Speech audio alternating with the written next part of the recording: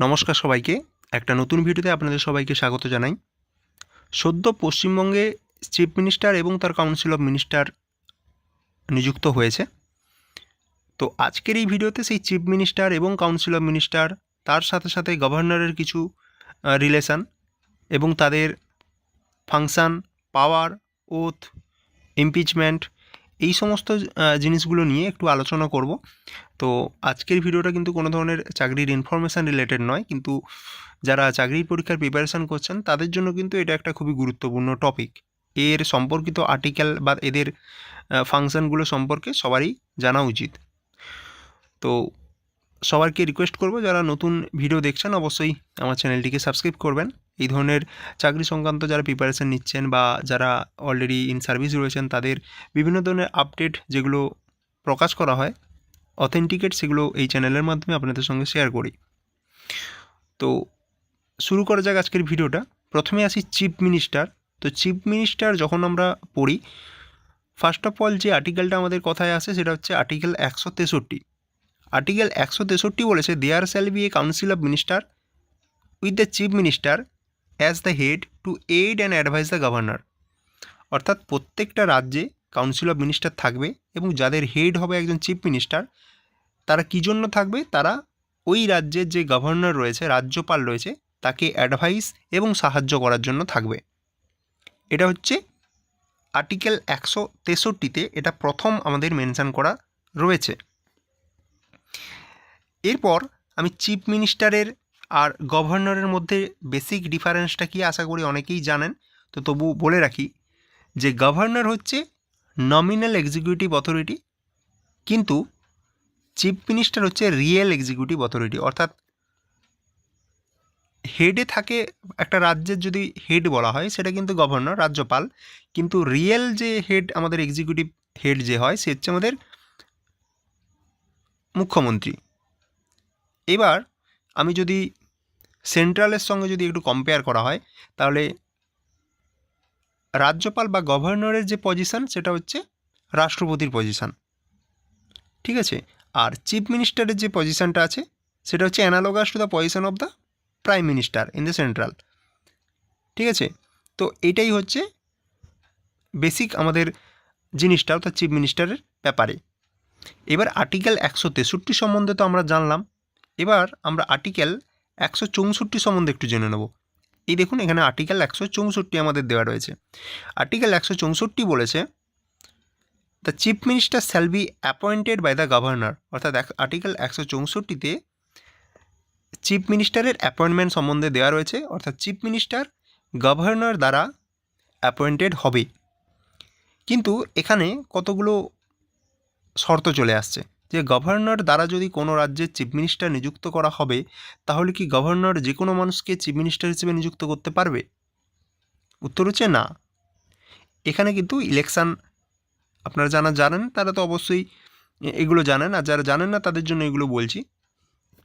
ইলেকশানের ব্যাপার আমরা জানেন, ইলেকশানে যেই পার্টি ক্লিয়ার মেজরিটি পাবে সেই পার্টির যে হেড থাকবে বা তারা যাকে সিলেক্টেড করবে সেই কিন্তু চিফ মিনিস্টার হিসেবে সিলেক্টেড হবে এবং গভর্নর দ্বারা অ্যাপয়েন্টেড হবে। এবার যদি কোনো পার্টি ক্লিয়ার মেজরিটি যদি না পায়, তখন কিভাবে চিফ মিনিস্টার নিযুক্ত হবে? তখন যেই পার্টি জোট বেঁধে বা কোয়েলিশনের মাধ্যমে মেজরিটি লাভ করবে, অর্থাৎ যে পার্টি অন্য কোনো পার্টির সঙ্গে জোট বেঁধে ক্লিয়ার মেজরিটি তৈরি করবে, তাদের যে হেড হবে বা তাদের যে নমিনেটেড যে হেড হবে তাকেই গভর্নর চিফ মিনিস্টার হিসেবে নিযুক্ত করবে। এবার যখন এভাবে নিযুক্ত করা হবে কোনো চিফ মিনিস্টারকে, অর্থাৎ ক্লিয়ার মেজরিটি কোনো নিযুক্ত নেই, কোনোভাবে কোয়েলিশন বা জোটের মাধ্যমে নিযুক্ত হয়েছে, তখন কিন্তু বিভিন্ন সময়ে সময়ে যদি বিধানসভায় যদি নো কনফিডেন্স মোশন আনা হয়, অর্থাৎ ধরুন কোনো একটা মুখ্যমন্ত্রীর ওপরে নো কনফিডেন্স মোশন আনা হচ্ছে, অর্থাৎ তার উপরে বাকি যে বিধায়ক যারা রয়েছে তাদের আস্থা নেই, তো সেই সময় কিন্তু আস্থা ভোটের ব্যবস্থা করে গভর্নর। ঠিক আছে। তো সেখানে কিন্তু আস্থা ভোটের ব্যবস্থা করা হয় এবং সেই ভোট অফ কনফিডেন্সে যে জয়ী লাভ করে তাকেই কিন্তু চিফ মিনিস্টার হিসেবে রাখা হয়। ঠিক আছে। আর যখন ক্লিয়ার মেজরিটিতে কোনো চিফ মিনিস্টার নিযুক্ত হবে না, তখন কিন্তু উইথিন 30 ডেজ মানে 1 মাসের মধ্যে তাকে কিন্তু এই একটা ভোট অফ কনফিডেন্স হবে। সেই ভোট অফ কনফিডেন্সে তাকে কিন্তু হাউসের ভোট অফ কনফিডেন্সে সেখানে তাকে জিততে হবে। তো এখানে যে আস্থা ভোটটা হয় সেটা হচ্ছে 50% মেজরিটি, অর্থাৎ ওই দিন উপস্থিত যতজন সদস্য থাকবে হাউসের তার 50%-এর বেশি যে ভোট পাবে সেই হচ্ছে এই ভোট অফ কনফিডেন্সে জিতবে। তো এইটা হচ্ছে মানে অ্যাপয়েন্টমেন্ট রিলেটেড ক্ল্যারিটি এখানে রয়েছে। ঠিক আছে।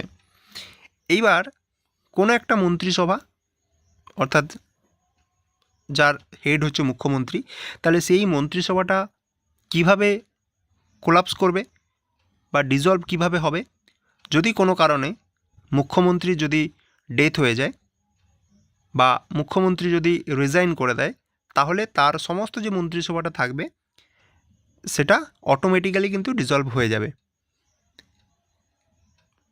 আচ্ছা, আরও একটা পয়েন্ট আমাদের এখানে জানা দরকার, সেটা হচ্ছে যে যদি কোনো চিফ মিনিস্টারের ডেথ হয়ে যায়, অর্থাৎ কোনো টেনিউর চলাকালীন কোনো রাজনৈতিক দলের, সেক্ষেত্রে নতুন কোনো লিডারকে ওই পার্টি তারা ইলেক্ট করবে এবং গভর্নর কিন্তু সেই যে ব্যক্তি যাকে ওই পার্টি ইলেক্ট করবে তাকে অ্যাপয়েন্ট করবে অ্যাজ এ চিফ মিনিস্টার। ঠিক আছে। তো এইগুলো হচ্ছে চিফ মিনিস্টারের অ্যাপয়েন্টমেন্ট রিলেটেড কিছু ইম্পর্ট্যান্ট আপডেট। এছাড়াও সাকারিয়া কমিশনের কিছু রেকমেন্ডেশন রয়েছে। According to Zakaria commission on centre state recommendation, এখানে যেটা বলা হচ্ছে যে গভর্নমেন্ট কারা ফর্ম করবে, যে পার্টি, কোনো পার্টি বা কোনো কম্বিনেশন অফ পার্টি হতে পারে, যারা লেজিসলেটিভ অ্যাসেম্বলি ইলেকশানে যারা মেজরিটি পাবে তাদেরকেই কিন্তু গভর্নমেন্ট ফর্ম করার জন্য ডাকা হবে। তো এখানটা একদম ক্লিয়ার হয়ে গেল। আচ্ছা, এইবার ওথ সম্বন্ধে যদি আমি বলি, তো ওথ হচ্ছে গভর্নর দ্বারা ওথ করানো হয় চিফ মিনিস্টারকে। আচ্ছা, রিমুভাল সম্বন্ধে খুব একটু গুরুত্বপূর্ণ জিনিস এখানে রয়েছে। রিমুভাল সম্বন্ধে, অর্থাৎ একটা মুখ্যমন্ত্রীকে কিভাবে রিমুভাল করা যায়। তো মুখ্যমন্ত্রীকে কিন্তু ইমপিচমেন্ট বা ডিসমিস করতে পারে না। যদি ওই মুখ্যমন্ত্রী কনফিডেন্স মানে ওই আস্থা ভোটের কথা যেখানে বললাম, ভোট অফ কনফিডেন্স, সেটা যদি লুজ করে দেয় তখন কিন্তু গভর্নর তাকে ডিসমিস করতে পারে। ঠিক আছে। যতক্ষণ না পর্যন্ত তার এই ভোট অফ কনফিডেন্সে সে হারে ততক্ষণ পর্যন্ত গভর্নর কিন্তু নিজে থেকে রিমুভ করতে পারবে না একজন চিফ মিনিস্টারকে। ঠিক আছে। আচ্ছা, স্যালারির কথা যদি বলি, একজন চিফ মিনিস্টারের যে স্যালারি বা কাউন্সিল অফ মিনিস্টার তাদেরও যে স্যালারি, সেটা কিন্তু স্টেট লেজিসলেচার অর্থাৎ বিধানসভায় সেখানে ডিটারমাইন করা হয়। এটা বিভিন্ন সময়ে বিভিন্নভাবে ভোটের মাধ্যমে যেই এইগুলো হয়, রেকমেন্ডেশনগুলো আসে, সেই মতো তাদের বেতন পরিবর্তন করতে পারে। এবার power and functions of the chief minister. ঠিক আছে। তো এখানে যদি পাওয়ার অফ ফাংশন সম্বন্ধে বলি, আপনারা এই পিডিএফটা দেখতে পারেন, কিন্তু আমি আমার মতো এই যে পাওয়ার অফ ফাংশনগুলো রয়েছে সেগুলো আমি বলছি। 1 নম্বর, যে গভর্নর সেই সমস্ত মানুষগুলোকেই মানে সেই সমস্ত পাবলিককেই মিনিস্টার হিসেবে নিয়োগ করবে যাদেরকে চিফ মিনিস্টার রেকমেন্ড করবে। তো এটা হচ্ছে চিফ মিনিস্টারের পাওয়ার। সে সমস্ত এমএলএদের মধ্য থেকে কোনো পার্টিকুলার এমএলএদের তিনি মিনিস্টার হিসেবে সিলেক্ট করবে বা রেকমেন্ড করবে এবং তার রেকমেন্ডেশন অনুসারে গভর্নর সেই সমস্ত পার্সনদের মিনিস্টার হিসেবে অ্যাপয়েন্ট করবে। চিফ মিনিস্টারের আরও একটা পাওয়ার রয়েছে, সে কোনো রাজ্যের যত সমস্ত পোর্টফোলিও বা মন্ত্রিত্ব যে ডিপার্টমেন্টগুলো রয়েছে সেগুলো অ্যালোকেট করতে পারে চিফ মিনিস্টার, এটা তার পাওয়ার রয়েছে। চিফ মিনিস্টার যে কোনো মিনিস্টারকে রিজাইন দিতে বলতে পারে এবং গভর্নরকে অ্যাডভাইস দিতে পারে যে এই মুখ ব্যক্তিকে মন্ত্রিত্ব পদ থেকে ডিসমিস করে দেওয়া হোক। এটা কিন্তু মুখ্যমন্ত্রীর পাওয়ার। আচ্ছা, মুখ্যমন্ত্রী কাউন্সিল অফ মিনিস্টারদের যে সমস্ত মিটিংগুলো হয়, সেই কাউন্সিল অফ মিনিস্টারদের যে মিটিংগুলো হয় সেটাকে প্রিজাইডস ওভার করে, অর্থাৎ তার সূচনা করে বা সেটাকে বন্ধ করতে পারে। Chief minister is the head of council of minister. তার যদি রেজিগনেশন হয়ে যায় বা তার যদি ডেথ হয়ে যায়, অটোমেটিক্যালি কাউন্সিল অফ মিনিস্টার কিন্তু ডিসলভ হয়ে যায়। এটা আমি আগেও আপনাদের বলেছি। আচ্ছা, সেকেন্ড, তাহলে এটা আমি দেখলাম যে in relation to the council of minister অর্থাৎ COM যেটা রয়েছে। সেকেন্ড যেটা রয়েছে in relation two the governor, অর্থাৎ গভর্নরের সঙ্গে কী রিলেশন রয়েছে। চিফ মিনিস্টার হচ্ছে principal channel between governor and the council of minister, অর্থাৎ মুখ্যমন্ত্রী যে মাঝে থাকবে, তার এক পাশে গভর্নর থাকবে, এক পাশে কাউন্সিল অফ মিনিস্টার থাকবে, অর্থাৎ কাউন্সিল অফ মিনিস্টারদের সঙ্গে গভর্নরের যে কানেকশানটা সেটা কিন্তু চিফ মিনিস্টারের থ্রুতেই করে। একজন চিফ মিনিস্টার তিনি কিন্তু গভর্নরকে অ্যাডভাইস দিতে পারে রাজ্যের যে বিভিন্ন ইম্পর্ট্যান্ট পোস্টগুলো রয়েছে, যেমন অ্যাডভোকেট জেনারেল বা স্টেট PSCর মানে পাবলিক সার্ভিস কমিশনের যে সমস্ত মেম্বার বা চেয়ারম্যান, তাদের যে নিয়োগ সেটা সম্বন্ধে দিতে পারে। স্টেট ইলেকশন কমিশনার, তাদের যে নিয়োগ সেটা কিন্তু এই চিফ মিনিস্টার অ্যাডভাইস দেবে গভর্নরকে। ঠিক আছে।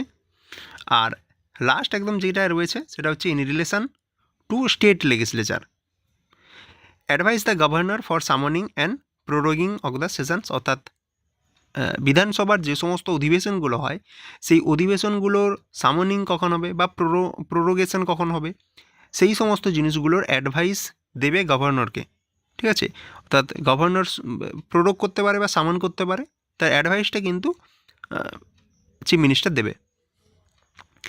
Chief minister can any time recommended the governor for the dissolution of the assembly. ঠিক আছে, তো যে কোনো সময়ে কোনো চিফ মিনিস্টার তিনি গভর্নরকে রেকমেন্ড করতে পারে অ্যাসেম্বলি ডিসলভ করে দেওয়ার জন্য। ঠিক আছে, তো এটা হচ্ছে তিনটে চিফ মিনিস্টারের তিনটে পাওয়ার ফাংশান। কাউন্সিল অফ মিনিস্টারের সঙ্গে রিলেশান, গভর্নরের সঙ্গে রিলেশান, স্টেট লেজিসলেচারের সঙ্গে রিলেশান। এছাড়াও চিফ মিনিস্টার আরও কিছু পাওয়ার এবং ফাংশান তিনি হচ্ছে এনজয় করে। এক নম্বর, তিনি হচ্ছে স্টেট প্ল্যানিং বোর্ড। ঠিক আছে, স্টেট প্ল্যানিং বোর্ড তার চেয়ারম্যান হিসেবে থাকে। জোনাল কাউন্সিল এর ভাইস চেয়ারম্যান হিসেবে থাকে। আচ্ছা, নীতি আয়োগ যে রয়েছে, ইন্টারস্টেট কাউন্সিল এবং নীতি আয়োগ যে রয়েছে সেই নীতি আয়োগের মেম্বার হিসেবে থাকে, যার হেড হচ্ছে প্রাইম মিনিস্টার। সেই নীতি আয়োগের প্রাইম মিনিস্টার যে হেড হয় তার সেই বোর্ডের একজন মেম্বার হিসেবে সে থাকে।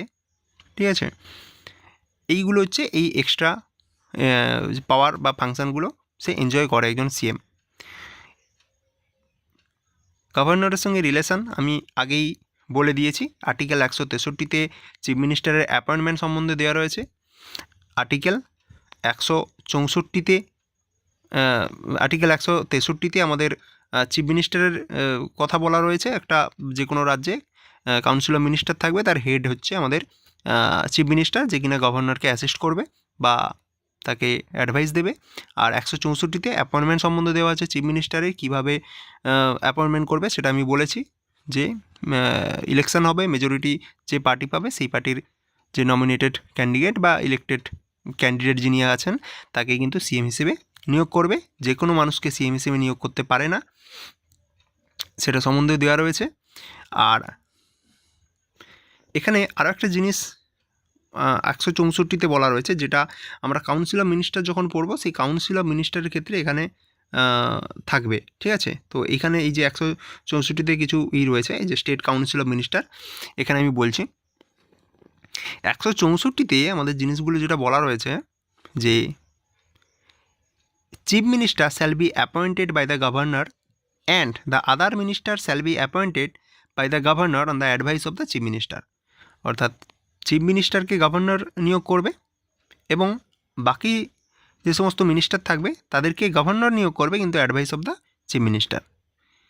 আচ্ছা, এই যে মিনিস্টারগুলো থাকবে অর্থাৎ কাউন্সিল অফ মিনিস্টার থাকবে, এই কাউন্সিল অফ মিনিস্টারদের মধ্যে অবশ্যই ছত্তিশগড়, ঝাড়খণ্ড, মধ্যপ্রদেশ, ওড়িশা এই 4টা স্টেটের মধ্যে অবশ্যই এই কাউন্সিল অফ মিনিস্টারদের মধ্যে একজন মিনিস্টার অবশ্যই ট্রাইবাল ওয়েলফেয়ার এই ডিপার্টমেন্ট হিসেবে মানে এই মিনিস্ট্রি একটা থাকবেই।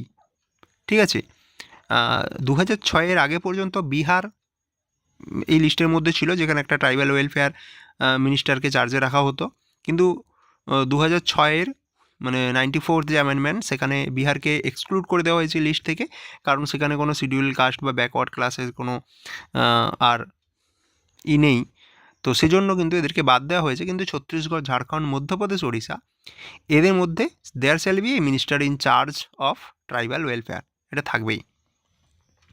আচ্ছা, আরও একটা গুরুত্বপূর্ণ ইনফরমেশান এই কাউন্সিল অফ মিনিস্টারের ক্ষেত্রে, যে total number of minister including chief minister in the council of minister in a state shall not exceeded 15% of the total strength of the legislative assembly. মানে ওই স্টেটের যে টোটাল আমাদের strength of the legislative assembly, অর্থাৎ বিধানসভার যে total যে strength আমাদের আছে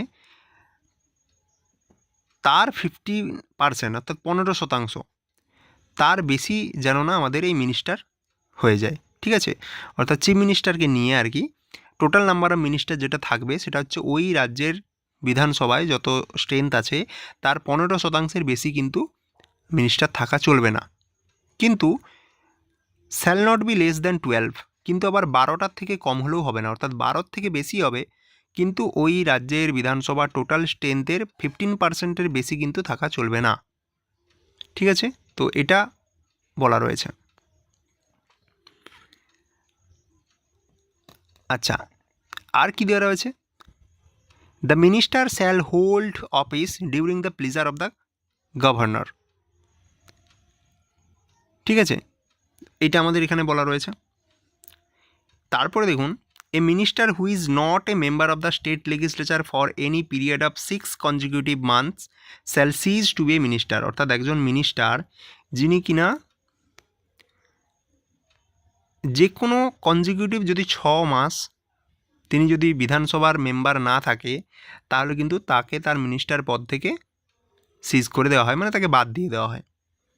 ঠিক আছে, এদের বেতন অর্থাৎ কাউন্সিল অফ মিনিস্টারদের স্যালারিজ বা অ্যালাউন্স এটাও কিন্তু ওই স্টেট লেজিসলেচারে ডিটারমাইন করা হয়।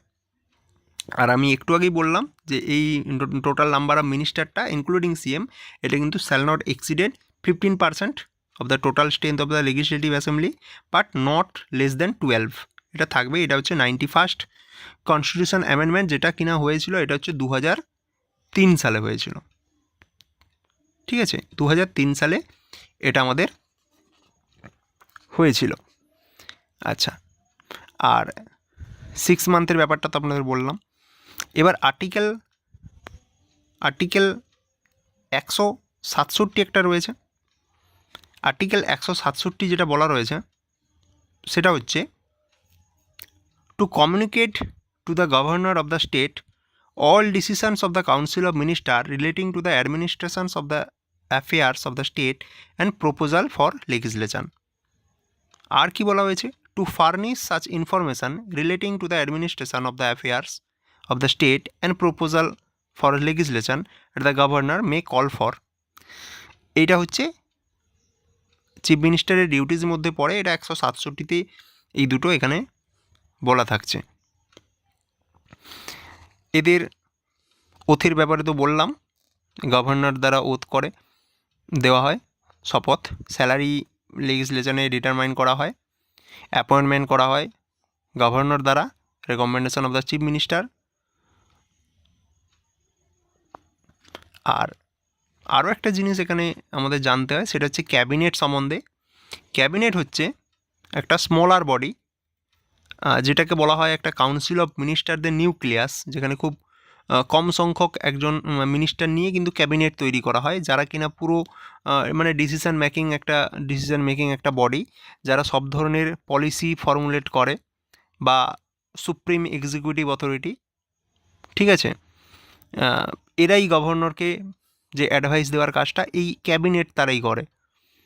আর বা মেজর যে লেজিসলেটিভ বা ফিনান্সিয়াল যে সমস্ত ম্যাটারগুলো হয় সেগুলো কিন্তু এই ক্যাবিনেটে যারা থাকবে, কিছু সংখ্যক আমাদের মানে মিনিস্টার নিয়ে যে তৈরি হয় সেটাকে বলছে ক্যাবিনেট মিনিস্টার নিয়ে ক্যাবিনেট গঠন করা হয়। আর দু ধরনের ক্যাবিনেট কমিটি থাকে, একটা হচ্ছে স্ট্যান্ডিং কমিটি, একটা হচ্ছে অ্যাডহক কমিটি। আর স্ট্যান্ডিং কমিটি ওটা হচ্ছে পার্মানেন্ট, আর অ্যাডহক কমিটি হচ্ছে টেম্পোরারি ইন নেচার। ঠিক আছে, তো এই জিনিসগুলো এখানে রয়েছে। 163 article, 163 council of minister to aid and advise governor, article 164 appointment of the chief minister. এছাড়াও 166 রয়েছে, যেটা অতটা ইম্পর্টেন্ট নয়। 167 duty of the chief minister as respect the furnishing of information to the governor.